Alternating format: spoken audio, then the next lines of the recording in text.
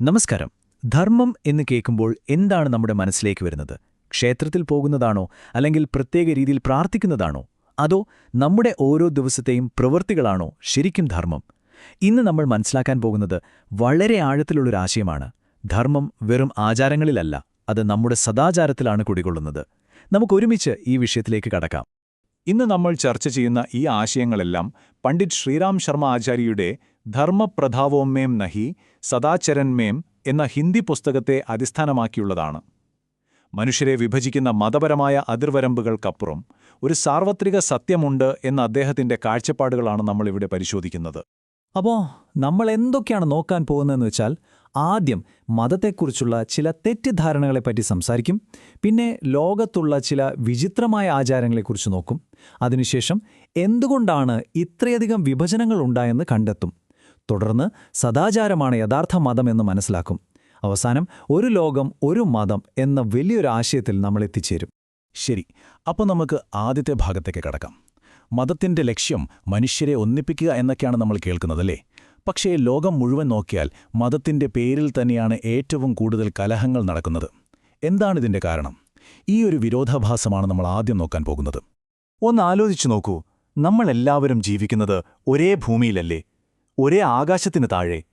സൂര്യനും കാറ്റും വെള്ളവുമൊന്നും നമുക്കിടയിൽ ഒരു വേർതിരിവും കാണിക്കുന്നില്ല. പ്രകൃതിക്ക് ഇങ്ങനൊരു ഐക്യമുണ്ടെങ്കിൽ പിന്നെന്തുകൊണ്ടാണ് മനുഷ്യർക്ക് മാത്രം ഒരൊറ്റ ധർമ്മമില്ലാത്തത്? എവിടെയാണ് നമുക്ക് പിഴച്ചത്? ഈ ആശയക്കുഴപ്പം മനസ്സിലാക്കാൻ ഏറ്റവും നല്ലൊരു ഉദാഹരണമാണ് പശുവിനോടുള്ള നമ്മുടെ പലതരം സമീപനങ്ങൾ. ഒരു ഹിന്ദുവിന് പശു പുണ്യമൃഗമാണ്. അതിൻ്റെ ഒരു രോമം പോലും അറിയാതെ ഉള്ളിൽ ചെന്നാൽ അത് വലിയ പാപമായി കണക്കാക്കുന്നു. അതേസമയം ഒരു മുസ്ലിമിനെ സംബന്ധിച്ചിടത്തോളം ദൈവത്തിൻ്റെ നാമത്തിൽ അതിനെ ബലി നൽകി ഭക്ഷിക്കുന്നത് ഒരു പുണ്യകർമ്മമാണ്. ഇനിയൊരു ക്രിസ്ത്യാനിക്കാണെങ്കിലോ ഇതൊരു പാപപുണ്യത്തിൻ്റെ വിഷയമേ അല്ല, സാധാരണ ഒരു ഭക്ഷണം മാത്രം. നോക്കൂ, ഒരേ ജീവി, പക്ഷെ 3 തരം കാഴ്ചപ്പാടുകൾ. പ്രാർത്ഥനയുടെ കാര്യമെടുത്താലും ഇതുതന്നെയാണ് അവസ്ഥ. ഒരാൾ കമിഴ്ന്നു കിടക്കുന്നു, മറ്റൊരാൾ മുട്ടുകുത്തുന്നു, വേറൊരാൾ നിശ്ചലമായിരുന്ന് ധ്യാനിക്കുന്നു. ഇതിലേതെങ്കിലും ഒന്നു മാത്രം ശരിയും മറ്റെല്ലാം തെറ്റുമായിരുന്നെങ്കിൽ എങ്ങനെയാണ് ഈ എല്ലാ വഴികളിലും ഒരുപാട് മഹാന്മാരും പുണ്യാത്മാക്കളുമൊക്കെ ഉണ്ടായത്? ഒരുപക്ഷെ പിഴവ് പ്രാർത്ഥനയുടെ രീതിയിലല്ല, നമ്മുടെ കാഴ്ചപ്പാടിലായിരിക്കാം, അല്ലേ? ഈ ആശയക്കുഴപ്പങ്ങൾ ചിലപ്പോൾ വെറും വ്യത്യാസങ്ങളിൽ ഒതുങ്ങില്ല. ചിലപ്പോഴൊക്കെ അത് വളരെ വിചിത്രവും അപകടകരവുമായ ആചാരങ്ങളിലേക്ക് വരെ നമ്മളെ കൊണ്ടുപോകാറുണ്ട്. അടുത്തതായി ലോകമെമ്പാടുമുള്ള അത്തരം ചില ആചാരങ്ങളുടെ ഇരുണ്ട വശങ്ങളിലേക്ക് നമുക്കൊന്ന് കടന്നു ചെല്ലാം. ഇനി പറയാൻ പോകുന്നത് കേട്ടാലേ നമ്മൾ ശരിക്കും ഞെട്ടിപ്പോകും. ഇവിടെ രണ്ടുപേരുടെയും ഉദ്ദേശമൊന്നാണ്, സ്വന്തം അമ്മയോടുള്ള ബഹുമാനം പ്രകടിപ്പിക്കുക. പക്ഷേ അതിനായി അവർ തിരഞ്ഞെടുക്കുന്ന വഴികൾ എത്ര വിപരീതമാണെന്ന് നോക്കൂ. ഒരാൾക്ക് പുണ്യമായി തോന്നുന്നത് മറ്റൊരാൾക്ക് ചിന്തിക്കാൻ പോലും പറ്റാത്ത കാര്യമാണ്. ഇത് കാണിക്കുന്നത് എന്താണ്? നമ്മുടെ ശരിയും തെറ്റുമൊക്കെ പലപ്പോഴും നമ്മൾ ജനിച്ചു വളർന്ന സാഹചര്യങ്ങളെയും പാരമ്പര്യങ്ങളെയും മാത്രം ആശ്രയിച്ചിരിക്കുന്നു എന്നാണ്. ലോകം മുഴുവൻ നോക്കിയാൽ ഇതുപോലെ എത്രത്ര വിചിത്രമായ ആചാരങ്ങളാണെന്നോ. ഒരിടത്ത് പ്രസവശേഷം അമ്മയാണ് മുറിയിൽ അടച്ചിരുത്തുന്നത്, മറ്റൊരിടത്ത് അച്ഛനാണ് ആ സ്ഥാനത്ത്. ചിലയിടത്ത് സ്ത്രീകൾ പർദ്ദയിടുമ്പോൾ വേറെ ചില ഗോത്രങ്ങളിൽ പുരുഷന്മാരാണ് മുഖം മറച്ചു നടക്കുന്നത്. ഒരിടത്ത് മദ്യവും മാംസവും ആരാധനയുടെ ഭാഗമാകുമ്പോൾ മറ്റൊരിടത്ത് ഒരു ചെറിയ ജീവിയെ കൊല്ലുന്നതുപോലും മഹാപാപമാണ്. ഈ വൈരുദ്ധ്യങ്ങൾക്കിടയിൽ എവിടെയാണ് യഥാർത്ഥ ധർമ്മം? ഓക്കെ, ഓരോ നാട്ടിലും ഓരോ രീതികളുണ്ടാവാം, അത് നമുക്ക് മനസ്സിലാക്കാം. പക്ഷേ മനുഷ്യത്വരഹിതവും ക്രൂരവുമായ ആചാരങ്ങളെ വെറും പാരമ്പര്യത്തിന്റെ പേരിൽ ന്യായീകരിക്കാൻ പറ്റുമോ? ക്ഷേത്രങ്ങളിലെ മൃഗബലിയോ സ്ത്രീകളെ ചൂഷണം ചെയ്യുന്ന ദേവദാസി സമ്പ്രദായവുമോ പോലുള്ള ഹാനികരമായ കാര്യങ്ങൾ അതെത്രയോ കാലം മുമ്പ് തുടങ്ങിയതാണെങ്കിലും നമ്മൾ ചോദ്യം ചെയ്യുക തന്നെ വേണം. അപ്പോൾ എവിടെയാണ് ഇതിൻ്റെയൊക്കെ തുടക്കം?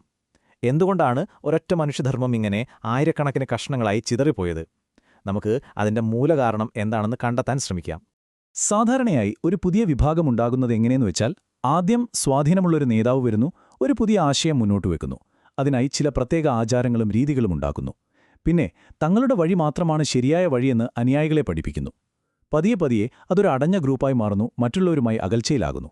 പലപ്പോഴും ഇതിൻ്റെയെല്ലാം പിന്നിൽ വ്യക്തിപരമായ താൽപ്പര്യങ്ങളും അധികാരമോഹങ്ങളും ഉണ്ടാവാറുണ്ട്. ഇവിടെയാണ് സമ്പ്രദായം എന്ന വാക്ക് നമ്മൾ കൃത്യമായി മനസ്സിലാക്കേണ്ടത്. സമ്പ്രദായം എന്ന് പറഞ്ഞാൽ ഒരു പ്രത്യേക വിഭാഗം, ഒരു പാരമ്പര്യം. ഇത് ധർമ്മമല്ല. ധർമ്മം എന്നത് സാർവത്രികവും എക്കാലത്തും നിലനിൽക്കുന്നതുമായ ഒന്നാണ്. എന്നാൽ സമ്പ്രദായങ്ങൾ മനുഷ്യനുണ്ടാക്കുന്നതാണ്. അത് കാലത്തിനനുസരിച്ച് മാറാം. ഈ വ്യത്യാസം മനസ്സിലാക്കാത്തതാണ് പല പ്രശ്നങ്ങൾക്കും കാരണം. അപ്പോൾ സ്വാഭാവികമായും ഒരു ചോദ്യം വരും, ഈ വിഭജനം കൊണ്ട് ആർക്കാണ് നേട്ടം? ഈ പുസ്തകം ചൂണ്ടിക്കാണിക്കുന്നത് പുരോഹിതവർഗത്തെയാണ്. സാധാരണക്കാരെ ആചാരങ്ങളുടെയും അനുഷ്ഠാനങ്ങളുടെയും വലയിൽ കുടുക്കി അവരുടെ സമയവും പണവും ഊർജവും ചൂഷണം ചെയ്ത് ഒരു വിഭാഗം നേട്ടമുണ്ടാക്കി. അങ്ങനെ യഥാർത്ഥ ധർമ്മം പിന്നോട്ടു പോവുകയും പുറമോടികൾക്ക് പ്രാധാന്യം കൂടുകയും ചെയ്തു. ഇതുവരെ നമ്മൾ സംസാരിച്ചത് മുഴുവൻ പ്രശ്നങ്ങളെക്കുറിച്ചാണ് അല്ലേ? ഇനി നമുക്ക് ഇതിന്റെ പരിഹാരത്തിലേക്ക് വരാം. ഈ എല്ലാ ആചാരങ്ങൾക്കും വിഭാഗീയതകൾക്കും അപ്പുറം എല്ലാ മനുഷ്യരെയും ഒന്നിപ്പിക്കുന്നൊരടിസ്ഥാന തത്വമുണ്ട്. അതാണ് സദാചാരം. എന്താണ് ഈ സദാചാരം എന്ന് പറഞ്ഞാൽ? വളരെ ലളിതമാണ്. നല്ല പെരുമാറ്റം, ധാർമ്മികമായ ജീവിതം. ഇത് ഏതെങ്കിലും ഒരു മതത്തിന്റെയോ രാജ്യത്തിന്റെയോ സംസ്കാരത്തിന്റെയോ കുത്തകയല്ല. ഇത് മനുഷ്യരാശിയുടെ പൊതുവായ സ്വത്താണ്. ഇതാണ് യഥാർത്ഥ ധർമ്മത്തിന്റെ അടിത്തറ. നിങ്ങളൊന്ന് നോക്കൂ. സത്യം, സ്നേഹം, ആത്മനിയന്ത്രണം, കരുണ, ഔദാര്യം ഇതൊക്കെ ലോകത്തെവിടെ പോയാലും നല്ല കാര്യങ്ങളല്ലേ? അതുപോലെ കോപം, വഞ്ചന, അലസത എന്നിവയെ എവിടെയും മോശം കാര്യങ്ങളായിട്ടാണ് കാണുന്നത്. ഒരു സംസ്കാരത്തിലും കൊള്ളയും കൊലയും ചതിയും നല്ല കാര്യങ്ങളായി പഠിപ്പിക്കുന്നില്ല. ഈ സാർവത്രിക മൂല്യങ്ങളാണ് യഥാർത്ഥ ധർമ്മം. നമ്മൾ ഏത് ആചാരം പിന്തുടർന്നാലും ഈ മൂല്യങ്ങൾ നമ്മുടെ ജീവിതത്തിൽ ഇല്ലെങ്കിൽ പിന്നെ അതിനൊരർത്ഥവുമില്ല. അപ്പോൾ നമ്മളെല്ലാവരും ഈ സാർവത്രിക മൂല്യങ്ങളിൽ വിശ്വസിക്കുകയാണെങ്കിൽ നമുക്ക് ഒരുമിച്ച് നിന്നൂടെ? മതപരമായ ആചാരങ്ങളുടെ പേരിലുള്ള വഴക്കുകൾ അവസാനിപ്പിച്ച് ധാർമ്മികതയിൽ ഒന്നിക്കുന്ന ഒരു ലോകത്തെക്കുറിച്ചാണ് നമ്മുടെ അവസാന ഭാഗം സംസാരിക്കുന്നത്. ചരിത്രം നോക്കിയാൽ നമുക്കൊരു കാര്യം കാണാം. എക്കാലത്തും ഭരണവും മതവും തമ്മിലൊരു ബന്ധമുണ്ടായിരുന്നു. പുരാതന ഇന്ത്യയിൽ രാജാവിനെ കണ്ടിരുന്നത് ദൈവത്തിന്റെ പ്രതിനിധിയായിട്ടാണ്. ഇസ്ലാമിക ഭരണാധികാരികൾ ദൈവത്തിന്റെ നിഴൽ എന്നറിയപ്പെട്ടു. യൂറോപ്പിലാണെങ്കിൽ ഒരു കാലത്ത് പോപ്പിന് രാജാക്കന്മാരുടെ മുകളിൽ വരെ അധികാരമുണ്ടായിരുന്നു. ഇതിൽ നിന്നെല്ലാം ഒരു കാര്യം വ്യക്തമാണ്. ധാർമ്മികമായ ഒരു ചട്ടക്കൂടാണ് ഏതൊരു ഭരണത്തിനും ശക്തി നൽകുന്നത്. അതായത് മതം അതിന്റെ യഥാർത്ഥ സത്തയിലേക്ക്, അതായത് സദാചാരത്തിലേക്കും മാനുഷിക മൂല്യങ്ങളിലേക്കും തിരികെ വന്നാൽ അതിന് നമ്മുടെ സമൂഹത്തെ ശരിയായ ദിശയിലേക്ക് നയിക്കാൻ സാധിക്കും.